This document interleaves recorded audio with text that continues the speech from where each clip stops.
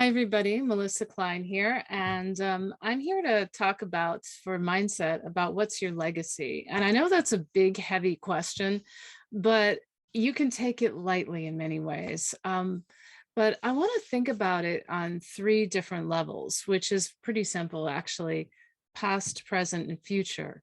And ever since I was introduced to this concept several years ago, by Christine Kane, that what our purpose is to actually heal the wounds of our ancestors.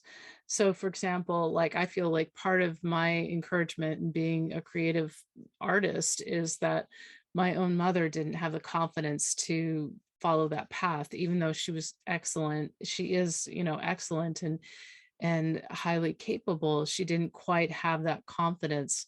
Same thing too on a more personal level. My grandmother was totally destroyed by her divorce and became depressed and obese for the rest of her life as a result of that failed marriage. And so I feel like in some ways my purpose is to do those things better or differently than the previous generation, with no judgment about how they handled those situations, because I truly believe that both my mother and my grandmother were doing the best they possibly could. And I feel on my own end like I'm far from perfect, but I'm doing the best I can. So thinking about it artistically, you maybe have in your past or in your family history somebody. I mean, it's hard not to have somebody who didn't say like, oh, I wish I'd done this or that or the other creative project, or been an artist, or done something a little, taken that road less traveled. uh, so that's a wonderful element to think about. How is what you're doing now healing a wound of the past? And it may not even be something you're aware of in your own family tree. It could be something like, 10 generations. I don't know what was my ancestors were doing 10 generations ago.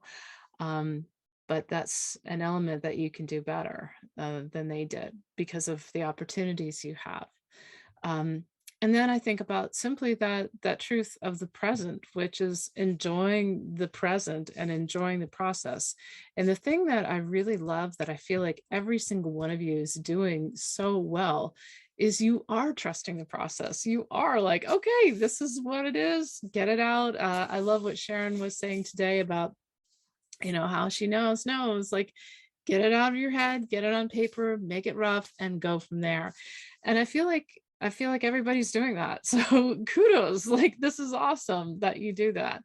And then the other thing that I really love that I see happening as this unfolds is you're thinking about your audience in the best, highest possible light. And it's humbling. Like, how can, I'm doing this book for my grandchild, or I'm looking at this book, that this can be a great alternative fairy tale for children to look at and not have all the stereotypes of fairy tales.